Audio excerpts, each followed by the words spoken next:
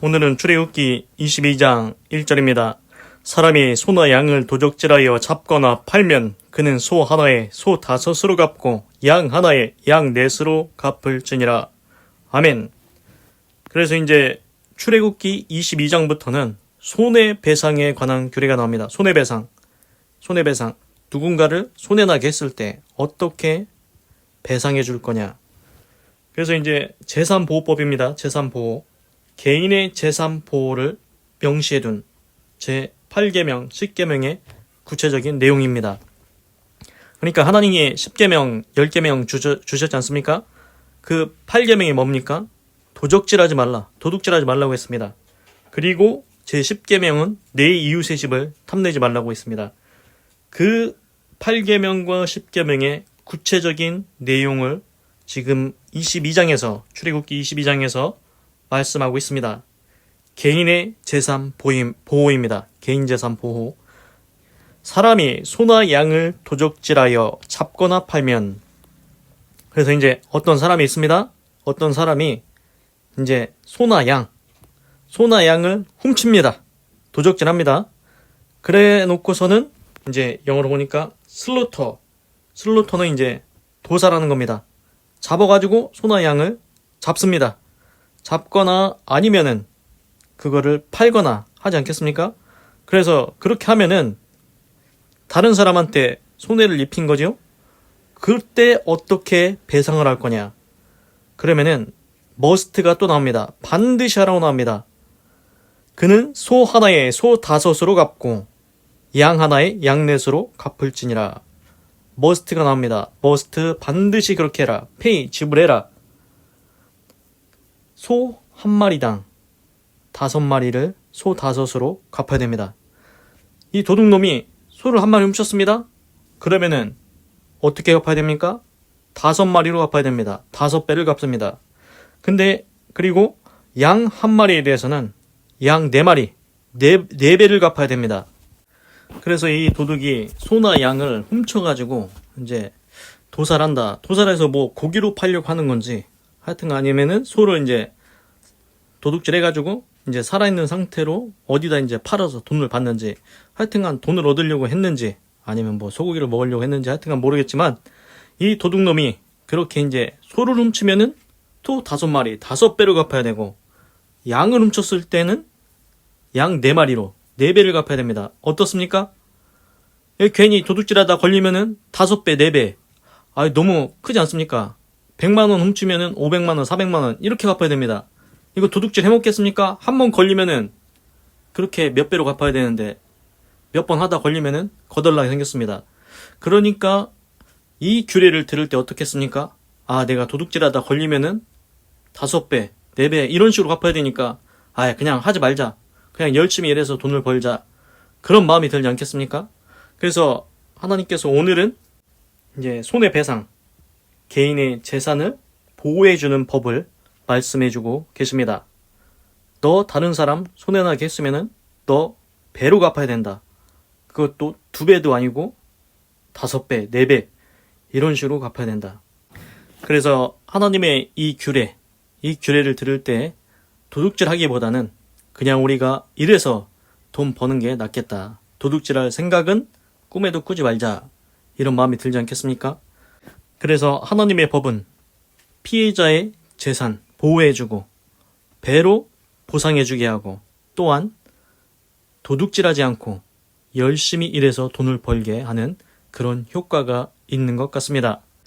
그리고 막상 자기가 이제 도둑질 하던 사람인데 자기가 만약에 다른 사람한테 도둑질을 당했다. 그럼 얼마나 승질이 나겠습니까? 속이 상하고. 그런데 그 걸리면은 자기가 또 배상을 5배, 4배로 받으니까 하나님의 법이 참 좋다. 이렇게 또 생각할 수도 있을 것 같습니다. 그래서 제가 생각할 때 요점은 도둑질 하지 말라는 겁니다. 도둑질하면 너 몇 배로 갚아줘야 되고, 그리고 네 집 거덜난다. 이런 것 같습니다. 그리고 이제 재미있는 것을 또 말씀을 드리겠습니다. 이제 구약 성경과 신약 성경이 있다고 말씀했죠. 신약 성경은 이제 영년, 지금 2024년인데 영년, 예수님이 오셨을 때, 그리고 그 영년 이전, 마이너스죠. 그 이전으로 갔을 때는 구약 성경입니다. 그래서 이제 신약 성경 예수님이 왔을 때 예수님에 대해서 이제 또 말씀을 드리겠습니다. 그래서 이제 예수님을 가룟 유다가 팔고 예수님이 이제 막 죄를 뒤집어 씌우려고 하고 막 그랬다고 했지 않습니까? 그때 이제 대제사장 가야바, 그리고 뭐 분봉왕 헤롯, 막 이렇게 이스라엘에 있었는데, 그 당시 이제 로마의 지배를 받고 있었기 때문에 로마에서 보낸 빌라도 총독이 있었습니다. 그래서 이제 그 대제사장 가야바가 이제 예수님을 또 이제 분봉왕 헤롯한테 보내서 이제 신문하고 하는데, 이런 얘기가 있습니다. 그 분봉왕 헤롯과 대제사장 가야바인가? 하여튼간 그 정확한 거는 성경을 저도 읽어보면서 해야 되는데, 일단 생각나는 대로 말씀을 드리겠습니다. 그래서 이제 틀릴 수도 있습니다. 그래서 이런 얘기가 있습니다. 그 둘이 사이가 안 좋았으나 예수님을 잡는 일에 대해서, 그 일에 대해서는 당일에 친구가 되었다. 그래가지고 헤롯 왕한테 예수님을 넘깁니다. 그러니까 헤롯 왕이 뭐라고 하냐면은 뭐 기적이나 뭐 이런 거 행할 수 있으면 한번 해봐라, 이렇게 합니다. 그런데 예수님이 기적도 안 보여주고 대답도 안 하십니다. 그러니까 헤롯 왕, 너는 내가 말할 가치도 없고 상대할 가치도 없다는 겁니다. 그래서 먼저 이걸 말씀드리겠습니다. 뭐냐면은 그 사이가 안 좋았는데 둘 다 나쁜 놈들입니다. 헤롯 왕도 그렇고. 그런데 당일에 친구가 되었습니다. 왜 친구가 되었습니까? 예수님 잡는 데에 친구가 되었다는 것입니다. 하나의 목적 때문에, 원래는 둘이 서로 사이가 좋지 않지만 친구가 되어서 그 목적을 이루기 위해서 친구가 되었다는 겁니다. 이게 뭐냐면은 둘 다 나쁜 놈들입니다. 그런데 서로 사이가 안 좋은데, 예를 들어서 어떤 뭐 돈을 벌 계획, 아니면은 뭔가 할 계획을 위해서 이제 우리 둘이 서로 사이는 좋지 않지만, 야, 우리가 같이 손잡으면 저거 할 수 있다 하면서 나쁜 일을 공모할 때, 그때 같이 손을 잡는 경우가 있다는 겁니다. 지금 그 상황이 그렇습니다. 예수님 잡겠다고 헤롯 왕과 대제사장 가야바인가? 그 둘이 같이 사이가 안 좋았지만 당일에 친구가 되어서 그렇게 예수님을 거시기 하려고 합니다. 그래서 이런 게 있습니다. 그 어느 나라든지 간에 뭐 내란이 있다. 내란이 뭐 내란, 내분 뭐 이런 게 있다. 서로 이제 파가 갈리고 막 그렇지 않습니까? 그때 이거를 이제 어떻게 하냐면은 이거를 외부의 적으로 시선을 돌립니다. 자꾸 내부에서 분열이 일어날 때 외부의 적에 대해서 시선을 돌리게 합니다. 그러면은 야, 우리 같은 나라 안에서 우리가 같이 싸우면 안 된다. 지금 외부의 적이 있으니 일단 외부의 적을 처리한 다음에 그 다음에 우리가 다시 싸우든지 하자. 그래서 당일에 친구가 되는 겁니다. 그래서 이제 보통 이제 전략가들이 세우는 방법이, 내부의 분열이나 이런 게 일어날 때 이제 위태하게 생겼으니까 외부의 적을 등장시켜가지고 외부 적을 치러 가자. 그렇게 이제 목적을 세워가지고 이제 거기에 집중하게 하는 겁니다. 그래서 당일에 친구가 되게 합니다. 그런 경우도 있습니다. 하여튼 그래가지고 예수님을 헤롯 왕한테, 분봉왕 헤롯 왕한테, 이스라엘의 분봉왕 헤롯 왕한테 넘겼는데, 예수님이 너 기적 행해봐라 했는데 기적도 안 행하고 대답도 아니하고, 그러니까 어쩔 수 없이 이제 다시 거시기 합니다.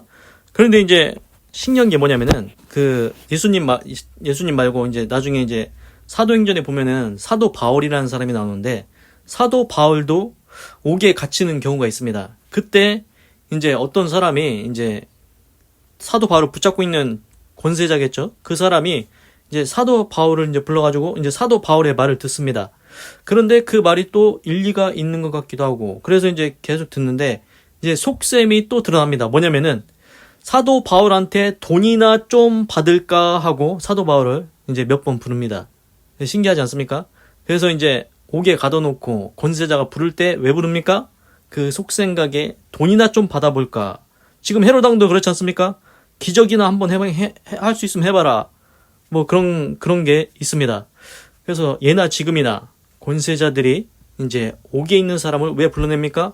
혹시 돈이나 받을까, 이런 경우도 있다는 겁니다. 그래 놓고서는 이제 사도 바울이 이제 복음을 이렇게 막 얘기하니까 네가 적은 말로 나를 변화시키려고 한다고 하면서 막 그런 얘기도 하고 합니다. 그래서 이제 결국 이제 어떻게 하냐면은 예수님을 이번에는 로마에서 보낸 빌라도 총독한테 보냅니다. 그래서 빌라도 총독한테 해결해달라고 이제 보내는 거죠. 그래서 이제 어떻게 하냐면은 빌라도가 물어봅니다. 저들이 이스라엘 사람들이 너를 고소했다. 너 정말 유대인의 왕이냐? 그러니까 예수님이 그렇다고 합니다. 그리고 빌라도가 이제 무슨 죄가 있나 그걸 다 찾아봅니다. 그런데 죄가 없습니다. 무죄합니다. 그런데 빌라도가 그걸 아는 겁니다. 그래서 빌라도가 저들이 이스라엘 사람들이 너를 시기로 넘겨준 것을 안다고 얘기하고 있습니다. 빌라도도 알고 있습니다. 예수님은 죄가 없다. 죄를 지은 적이 없다. 저들이 시기해서 예수님을 넘겨줬다. 그걸 알고 있습니다. 그래서 빌라도의 마음에는 이제 원래대로 공평하게 심판하자면 놔줘야 되지 않습니까? 빌라도는 놔주고 싶은 마음이 있습니다. 그리고 빌라도의 아내가 꿈을 꿨는데 예수님이 꿈에 나와가지고 힘들었다고 합니다. 곤란했다고. 그래서 저 사람한테 손대지 말라고 그 빌라도의 아내가 얘기를 했습니다. 그런데도 불구하고 결국은 빌라도가 이제 예수님을 십자가에 그렇게 되는데, 그래서 빌라도는 놓아주고 싶은 마음이 있습니다.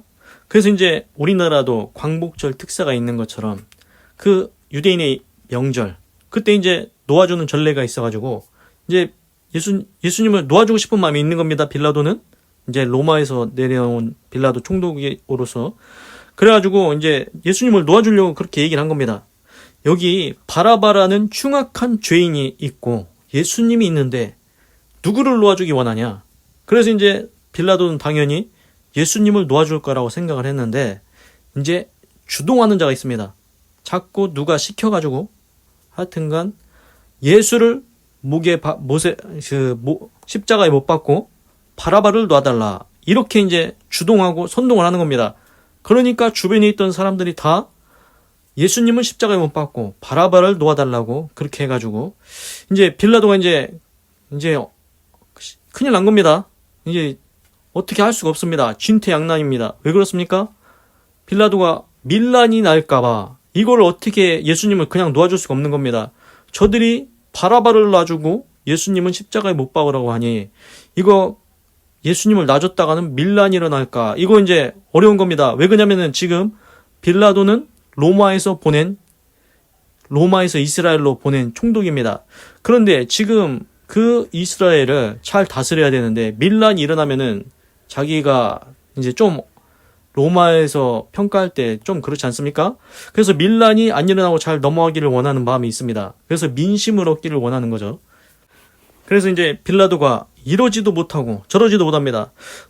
예수님을 놓아주고 싶은 마음이 있는데 이 자들이 주동하고 선동해가지고 예수를 못 박으려고 하니 이거 큰일 난 겁니다.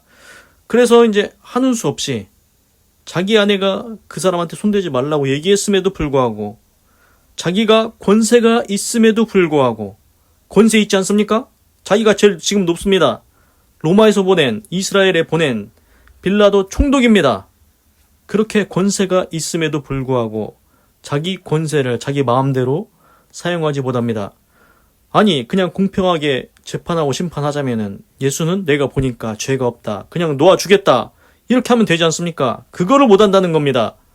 이스라엘 백성의 민심, 밀란이 일어날까봐 내가 어떻게 해야 될지 고민이 된다는 겁니다. 그리고서는 결국 예수님을 십자가에 못 박게 줍니다.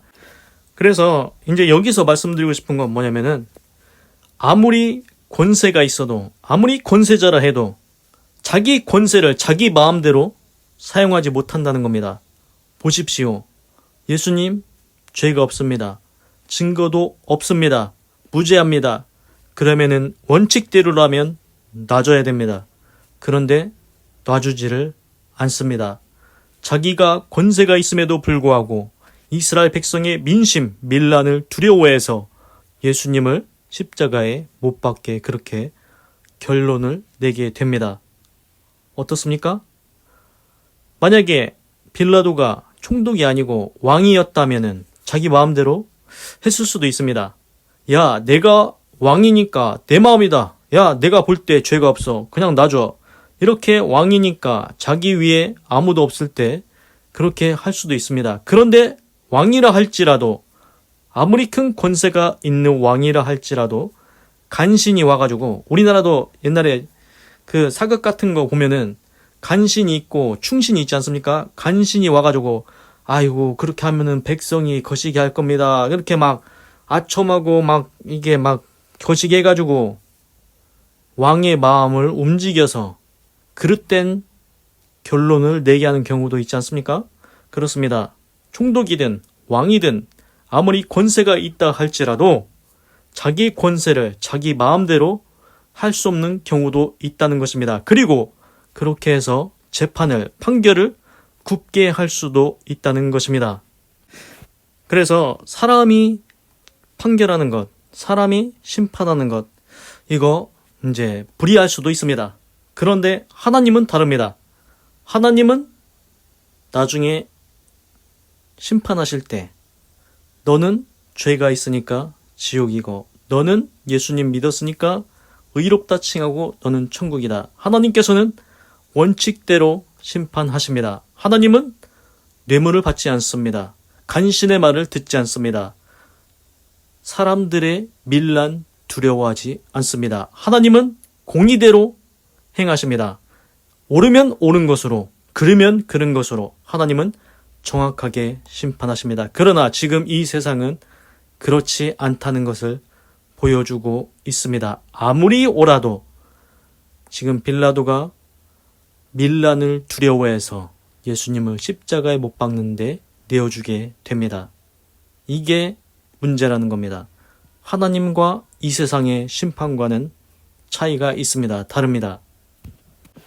그런데 이제 문제는 뭐냐면은 이렇게 이제 알면서도 무죄하니까 놔줘야 되는 것을 알면서도 십자가의 형을, 결론을 그렇게 내게 했다. 그러면은 책임은 누가 집니까? 당연히 빌라도한테도 책임이 있는 겁니다. 그렇지 않습니까? 그래서 이제 성경에 주기도문이랑 사도신경이라고 있는데 사도신경에 이런 구절이 나옵니다. 본디오 빌라도에게 고난을 받으사 십자가에 못 박혀 죽으시고, 계속 본디오 빌라도에게 고난을 받으사, 계속 본디오 빌라도에게 고난을 받았다고 그렇게 기록이 됩니다. 얼마나 안 좋은 일에 빌라도가 계속 등장합니까? 그렇습니다. 알면서도 예수님은 무죄하니까 그냥 놔줘야 되는 거 알면서도 그 밀란을 두려워해서 십자가의 형을, 결론을 내리면 그 책임은 져야 된다는 겁니다. 그냥 끝나지 않는다는 겁니다. 그래서 이제 우리나라도 그런 이제 청렴 결백한 선비들 막 있지 않았습니까? 충신 있었습니다. 내가 설령 거시기 한다 할지라도 왕 앞에서 진실로 내가 이 일에 대해서 말씀을 드려야겠나이다 하고 그런 사람들도 있었습니다. 그렇지 않습니까? 그래서 하여튼간 그래서 빌라도가 이 얘기를 합니다. 야, 내가 예수님을 다 조사해봤는데 무죄하다. 나는 예수님의 피에 대해서 손을 씻고 싶다. 그러면서 이 일에 대해서 이스라엘 백성들 너희들이 받으라. 너희들이 책임을 져라 합니다. 그러니까 이스라엘 사람들이 그 피의 값을 우리와 우리 자손에게 돌리소서 그렇게 얘기를 합니다. 그런데 이 말이 굉장히 안 좋은 게 이스라엘 그 말 때문에 어떻게 된지 아십니까? 그 예수님을 십자가에 지게 한 이스라엘 백성들의 죄, 이 예수님의 피값을 이스라엘 백성인 자신들과 자신들의 자손에게 돌리라고 했습니다. 그래서 이스라엘이라는 국가가 원래 있었는데 지금 최근에서야 국가가 다시 설립된 겁니다. 아십니까? 이스라엘이 산산이 흩어져서 나라가 거시기 돼가지고 이스라엘이 뿔뿔이 흩어졌었습니다. 그런데 1900 몇 년대인가? 하여튼간 그때 초반인가? 그때 이스라엘이라는 국가가 다시 세워지게 됩니다. 왜 이스라엘 백성이 그렇게 흩어진 생활을 해야 됐을까요? 예수님을 십자가에 못 박게 한 죄가, 그 핏값에 대한 죄가 있기 때문입니다. 그래가지고 그 빌라도가 자기 손을 물에 씻으면서 나는 이 피에 대하여 무죄하다. 그리고 이스라엘 백성 너희가 받으라. 그렇게 했습니다. 그런데 이제 문제는 뭐냐면은 빌라도가 자기 손을 씻으면서 나는 무죄하다. 이렇게 했습니다.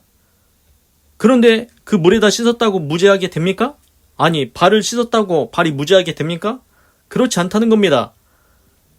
지금 결정을 내린 사람이 누굽니까? 빌라도 자신입니다. 빌라도가 지금 권세가 있습니다. 아니, 아무리 밀란이 일어난다 할지라도, 아니, 너희들이 뭔가 문제를 일으킨다 할지라도 나는 예수님이 무죄라는 것을 알기 때문에 그냥 놔주겠다. 이렇게 할 수도 있지 않습니까?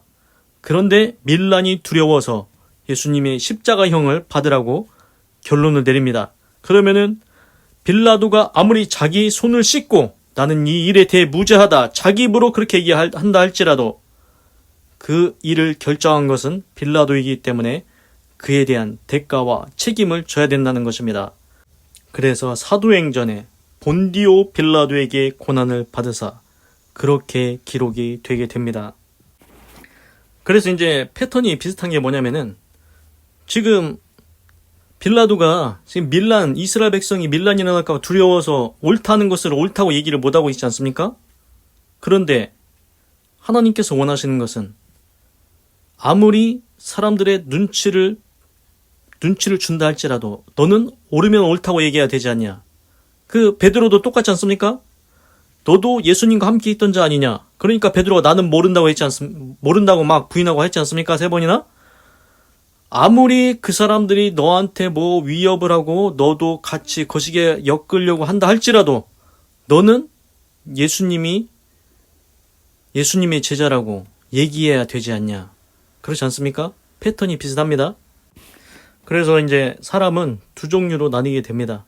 상황이나 눈치나 이제 사람의 시선 그런 것 때문에 이제 옳으면 옳다고 얘기를 하는 사람도 있고 이거는 그런 일이지만 저 사람들 때문에 내가 눈치는 봐야 되겠고 그냥 동의하는 옳다고 얘기를 해줘야겠다 이런 식으로 넘어가는 사람들도 있다는 겁니다. 그런데 그 모든 일에 대해서 하나님이 감찰하시고 지켜보고 계신다는 겁니다. 그리고 나중에 하나님께서 다 심판하신다는 겁니다. 하여튼 그래가지고 결론은 이제 예수님이 십자가를 지게 됩니다.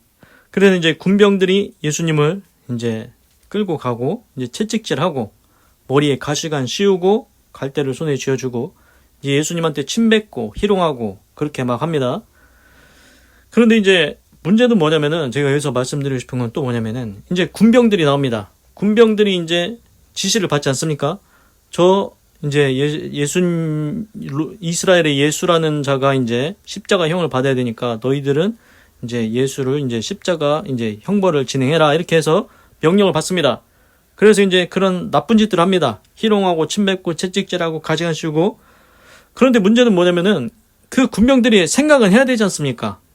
머리가 달려 있으면은 한번 생각은 해봐야 된다는 겁니다. 이게 문제가 뭐냐면은 그냥 명령 받은 대로 야 시키는 대로 야 옳든 그르든 위에서 시키는 대로 해. 이게 이제 좋기도 할 때도 있지만 문제가 될 때도 있다는 겁니다.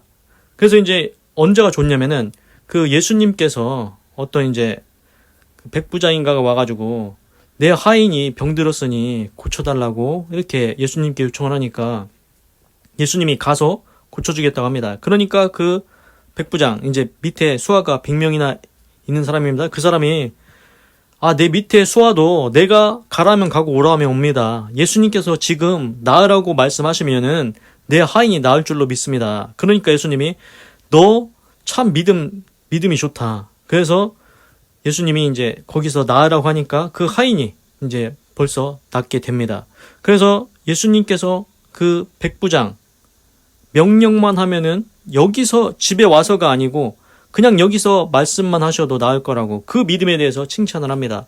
그거는 좋습니다. 예수님의 명령에 순종하는 믿음, 그건 좋습니다. 그런데 문제는 뭐냐?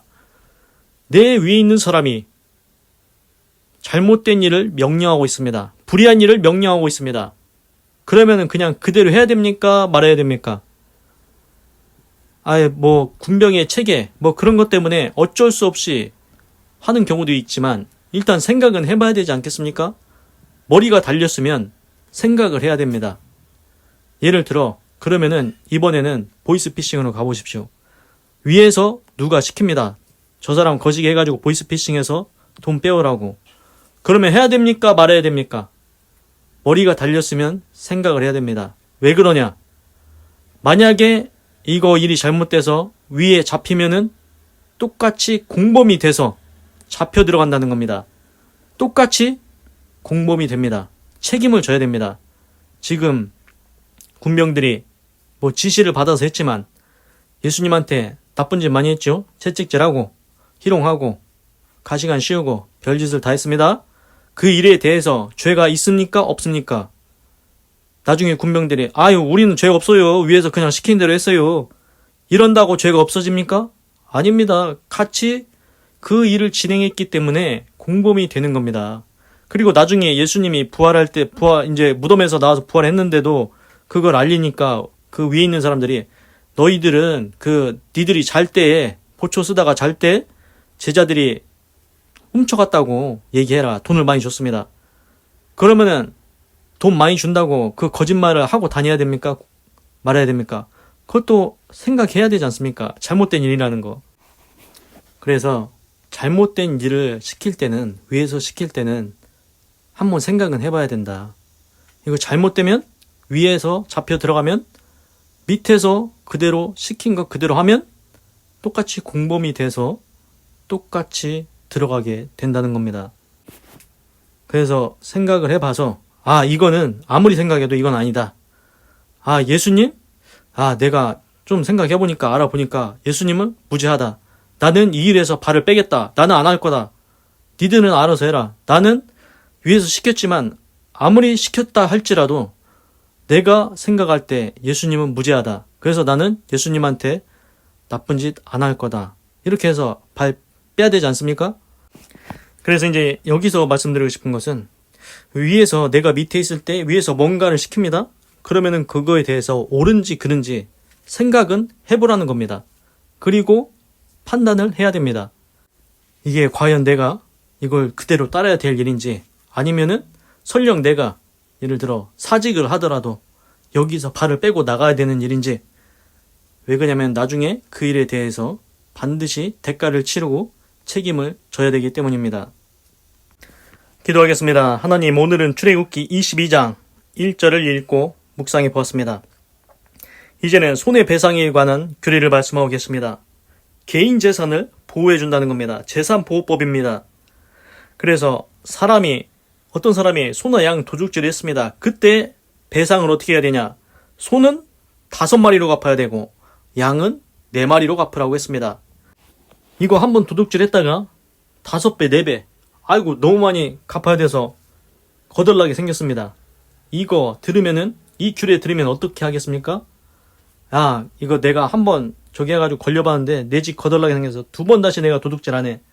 그렇게 생각이 들어서 이제는 땀 흘려서 열심히 일해서 돈을 벌 생각을 하게 될 겁니다. 그리고 피해본 사람도 이제 피해가 보지 않게 하나님께서 그 배상을 해주는 규례를 볼 수가 있습니다. 그래서 이제 어떤 일에 대해서 벌금을 세게 때리면은 벌금을 예를 들어서 신호위반을 벌금을 100만 원 한다고 해보십시오. 아니면 1000만 원 한다고 해보십시오. 2번 다시 신호위반 하겠습니까? 안 합니다. 지금 5배, 4배 엄청나지 않습니까? 소 한 마리 500만 원인데 5마리면 2,500만 원을 물어줘야 되고 어떻게 합니까? 절대 안 합니다. 2번 다시 안 합니다. 그렇습니다. 그렇게 해서 사회를 안전하게 개인 재산을 보호해주고 배상해주게 하십니다. 하나님, 그리고 예수님을 십자가에 못 박게 하려고 여러 사람들이 이제 모의하고 작당하고 계략을 세우고 뒤집어 씌우고 하는 것을 봤습니다. 하나님, 서로 사이가 안 좋은 자들도 예수님을 잡는 일에는 서로 그 당일에 친구가 돼서 이제 나쁜 일을 도모합니다.